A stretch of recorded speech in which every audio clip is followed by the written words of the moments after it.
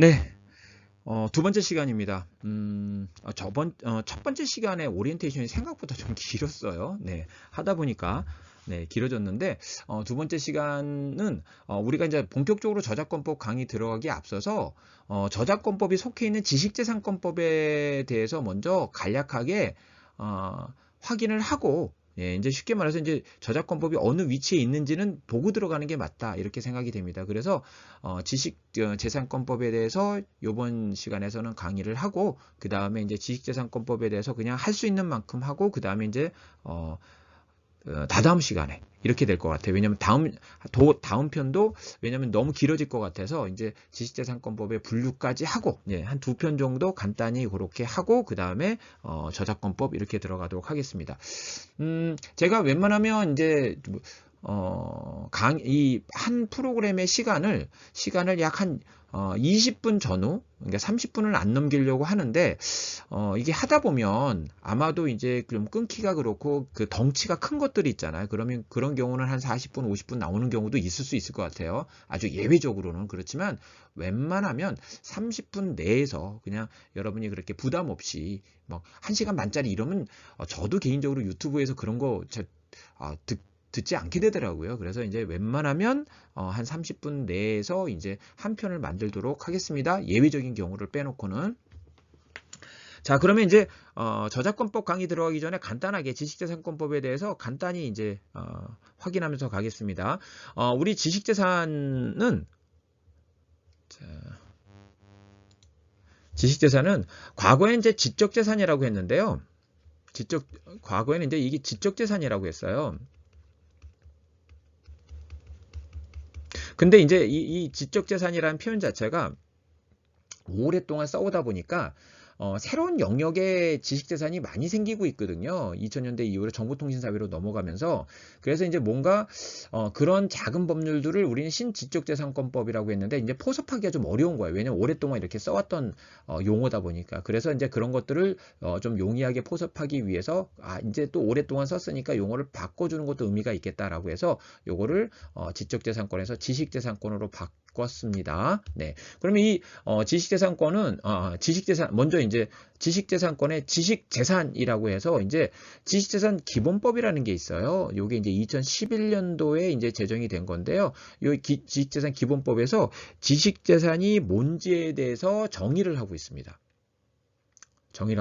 그래서 먼저 지식재산 아닙니까? 네, 그러면 이제 지식에 관한 거죠. 네, 인간의 창조적 활동 또는 경험 등에 의하여 창출되거나 발견된 지식, 정보, 기술, 사상이나 감정의 표현, 이게 이제 우리 저작물이라고 해서 저작권법에서 다루는 대상입니다. 네, 그리고 영업이나 물건의 표시, 이게 상표고요. 그다음에 요게 신지식자산이에요. 생물의 품종이라든가 유전 자원. 근데 또 있을 것 같잖아요, 앞으로. 그죠? 그래서 이제 뭐 이걸 모든 걸 다 우리가 완벽하게 특정할 수는 없으니까 그 밖에 라는 거죠. 그러면서 이제 뭐라고 하고 있냐면, 여기서 우리 지식재산 할 때 지식은 결국 이걸 뜻하는 거예요. 이걸. 뭐예요? 무형적인 거. 그러니까 지식재산에서 지식은 무형적인 재산을 얘기하는 거예요. 결국은. 그러니까 우리 재산에는 두 가지가 있죠. 하나는 유형적인 재산이 있겠고요. 또 이제 무형적인 재산이 있다는 거예요. 네, 비유적으로 말씀드리면 여러분들 우리 그 문화재 같은 거 보면 뭐 국보, 보물 이런 거 있잖아요. 그죠? 네. 이런 것들은 유형적인 재산이잖아요. 또 이제 뭐가 있습니까? 인간 문화재. 뭐 예컨대 탈춤을 잘 추는 분들, 예, 이런 분들이 이제 인간 문화재로 지정이 돼서 보호를 해주잖아요. 네, 그런 것처럼 그런 게 이제 무형의 재산이다라는 거죠. 예. 그러니까 결국은 유형의 재산이 아닌 무형의 재산이 바로 지식재산이다. 그럼 유형의 재산을 보호하는 법률이 민법이거든요. 민법인데 무형의 재산을 보호하는 법률이 바로 이제 지식재산권법이다라는 겁니다. 네, 무형의 재산이. 네. 그렇죠. 여기까지가 이제 뭐를 정의한 거야? 지식을 정의한 거예요. 지식. 근데 지금 우리 요거 한번 생각을 해볼게요. 현대사회에서 20세기까지는 유형의 재산이 진짜 많이 중요했어요. 절대적으로 중요했어요. 이게 뭐 이렇게 넘사벽 이런 느낌이었어요. 20세기까지는. 근데 21세기 와서는 뭐 이게 이렇게 똑같다고 비슷하다고 얘기하면 또 이제 여기에 대해서 많은 분들이 다르게 생각하시겠지만 뭐 저는 제가 이제 지식재산을 전공했기 때문에 확실히 그때보다는 이 지식재산이 중요해졌다라는 겁니다. 그래서 그거를 뭐 반증이라기보다는 요 분위기로 이제 하나 말씀드리면, 옛날에는 한 20세기 때는 어느 회사가 좋아요? 그러면 그 회사의 캐퍼, 도대체 그 자동차를 몇 대나 생산해요? 와, 어마어마하게 생산하네. 그 회사 직원이 몇 명이에요? 10만 명? 와, 대단히 크네. 야, 좋은 회사구나. 이렇게 얘기했거든요. 근데 요즘 뭐 그 회사 총 직원이 몇 명 이런 거 별로 이렇게 중요하지 않잖아. 요즘은 뭐가 더 중요해요? 예컨대 만약에 기존의 자동차 회사가 있다. 예컨대 만약에 도요타라는 회사가 있다. 뭐 도요타가 나쁜 회사라는 게 아니라 뭐 상대적으로 이제 말씀을 드립니다. 도요타라는 회사가 있다. 그런데 도요타는 거의 전 세계에서 제일 자동차를 많이 파는, 한 900만 대 이상 파는 그런 회사거든요. 근데 또 어떤 회사가 있습니까? 테슬라가 있습니다. 네, 테슬라가 있습니다. 테슬라 같은 경우는 뭐 한 100만 대, 200만 대 파나요? 네, 정확히는 잘 모르겠네. 전기 자동차를. 그렇지만 사람들은 어느 회사를 더 주목하고 있죠? 테슬라. 왜냐면 테슬라가 갖고 있는 전기차를 이게 디바이스로 해가지고 어마어마하게 확보한 인포메이션, 네, 정보를 갖고 있죠. 그걸 가지고 자율주행, 예, 자율주행에 있어서는 확실히 그래도 이렇든 저렇든 제일 앞서 있겠죠. 예, 거기다가 이제 로봇도 이제 아마 이 테슬라 방식이 이제 표준화되지 않을까 이런 생각으로 많이 이제 기우는 것 같아요. 네, 그러니까 이제 그런 경쟁력이 거기다 뭐 스파이스X 스파이스X래요. 네, 스페이스X, 네, 그 경쟁력이라고 하는 게 이제 상당하죠. 그죠? 근데 도요타에 비해서 판매 대수는 뭐 그냥 대략 뭐 한 6분의 1밖에 안 되고. 그죠? 직원도 막 예를 들어서 한 만약에 10,000명이라고 해요. 만약에 도요타는 10만 명이라고 하면 10분의 1밖에 안 되면 20세기 기준으로서는 도요타에 비해서 나쁜 이 뭐라 그럴까 좋은 회사는 아니에요. 좋고 나쁨이라고 표현하긴 그렇지만 예. 근데 21세기에는 여러분들 누가 더 각광을 받습니까? 도요타가 아니라 테슬라가 더 각광을 받는다는 거예요. 예. 그게 이제 그 인원이라든가 캐퍼보다도 그 기술이 더 중요하다는 거죠. 얘네들이 어떤 기술을 갖고 있는가. 예. 그래서 10만 명의 이제 그 10만 명이 근무하고 있는 기존의 제약회사와 새로운 어떤 신약을 개발하고 그 특허권을 확보하고 있는 예컨대 어떤 10명밖에 안 되는 제약회사가 있다라고 하면 누가 더 주목받습니까? 네, 10명만 근무하는 그 제약회사가 주목을 받는다는 거죠. 네, 이게 이제 21세기에 나타나는 20세기하고 다른 큰 차이예요. 네, 그래서 점점 이 무형의 재산이 중요해지고 있다. 그러니까 이게 안 중요해지고 있다는 게 아니라 이게 중요해지고 있다라는 겁니다. 네, 그래서 지금은 이제 유형의 재산도 무형의 재산도 다 중요하다고 얘기할 수 있겠죠. 네, 자 그리고 이제 여기까지 지식이라면 네. 그러니까 지식은 뭐라고 했어요? 무형적인 것이다 라고 얘기했죠. 근데 지식 재산이 되려면 그게 재산적 가치로 실현될 수 있어야 돼요. 재산적 가치로 실현될 수 있다고 하는 것은 예를 들어서 뭐 아파트가 뭐 어느 지역에 30평 아파트가 뭐 보통 이제 어떤 가격대가 좀 있잖아요. 뭐 예컨대 10억이다. 뭐 서울이면 뭐 아마 다 10억은 되지 않을까 싶은데 평균적으로 보면 한 10억이다라고 했을 때 그게 만약에 내가 10억이지만 내가 급하게 돈이 필요해요. 그럼 그 9억 5천에 내놓으면 팔릴 거 아니에요. 그죠? 네. 왜냐면 10억이 보통 가격인데 9억 5천에 뭐 급하게 매물이 나왔으니까 사는 사람이 있겠죠. 근데 그거 10억 5천에 내면 안 사겠죠. 10억이면 살 수 있는데 10억 5천에 누가 사겠습니까? 그런 것처럼 이게 이제 내가 돈이 급하다 그러면 9억 5천에 내놔서 그거를 금전화시킬 수 있어요. 실현할 수 있다는 거죠. 재산적 가치가 실현될 수 있다는 거예요. 그죠? 예. 약간 5천만 원 손해보고 실현시킬 수 있다는 거죠. 자, 또 이제 저 아는 분 중에 이렇게 캐릭터 회사 하는 분이 있는데 그분이 이제 캐릭터를 창작하고 그거를 갖다가 이제 다른 사람에게 양도를 했어요. 근데 이제 얼마에 양도했냐 그랬더니 그거를 5천만 원에 양도했다. 네. 자, 이렇다고 하겠습니다. 네. 그러면 이거는 그러면 그 캐릭터는 이게 저작물이죠. 캐릭터는 그러면 재산적 가치가 실현될 수 있는 거예요. 그럼요. 5천만 원에 권리를 양도했잖아요. 그게 실현될 수 있는 거죠. 이런 게 지식재산이다. 그러니까 무용적인 게 다 지식재산이 아니라 재산적 가치가 실현될 수 있는 게 지식재산이다라는 겁니다. 자, 두 번째 정의는 지식재산. 그러면 이런 어떤 무용적인 새로운 어떤 창작물 등에 대해서 우리가 이제 권리로 보호하는 거죠. 그죠? 예. 근데 그 권리는 어디서 보장이 되는 거예요? 법령에 의해서.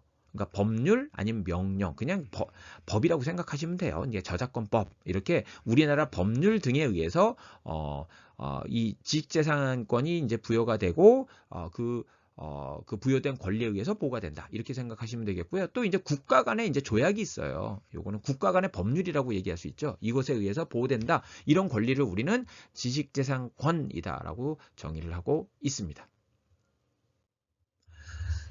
자, 지식재산권이 중요할까요? 중요하죠. 예, 조금 전에 이제 말씀드렸던 것처럼, 예, 기술 전쟁 시대에 뭐 이제는 필수입니다. 필수. 예, 필수입니다. 너무너무 중요합니다. 너무너무 중요합니다. 네. 그 기술을 만약에 20년 가까이 독점한다고 생각해 보십시오. 다른 사람 못 쓰고. 예. 그러면 이제 기술력의 차이도 어마어마해서 전 세계 시장 자체를 거의 독점하는 결과가 되는 거죠. 이제는 거의 기업 간의 세계에서 이제 주요 기업 간의 경쟁은 결국 이제 기술의 또 이제 이 무형의 재산의 이제 경쟁이다. 네. 이렇게 이제 볼 수가 있겠습니다. 예, 중요하다. 자, 그 다음에 이제 지식재산권법의 특징이 있는데 되게 다양한 특징이 있어요. 다양한 특징이 있지만 아주 전형적인 하나의 특징, 가장 대표적인 특징 하나만 말씀드리면, 자, 우리가 만약에 여기 땅이 있다고 할게요. 땅이 있다고 할게요. 근데 이 땅을 누군가가 침해를 하려고 그래요. 여기다 집을 지려고 그래요. 그러면 이 땅으로 들어가야겠죠? 그죠? 그 무단으로 그래서 집을 줘야 될 거 아니에요? 그래야지 이제 이 소유권 침해가 되지. 그죠? 어떤 사람이 어느 집에 들어가서 절도를 하려고 그래요. 어떻게 돼요? 그 집에 들어가야겠죠? 어떤 사람이 누군가를 다치게 하려고 그래요. 그러면 어떻게 해야겠어요? 그 사람 옆으로 가야겠죠. 가까이 가야지 때릴 수가 있는 거죠. 이렇게 일반적인 어떤 침해는 이렇게 이제 그 땅으로 들어가야 되고 그 집으로 들어가야 되고 그 사람에게 가까이 가야 돼요. 인이라는 거예요. 인. 그러니까 결국 이런 침해 형태를 저는 개인적으로 이렇게 표현합니다. 수렴형이다. 예, 수렴형 침해다. 이렇게 이제 얘기를 합니다. 근데 이제 요거는 이제 유형물에 대한 일반적인 어떤 재산권에 대한 침해 형태라면, 자, 우리 지식재산권 한번 볼까요? 예컨대 이제 찐빵 제조 방법이 있어요.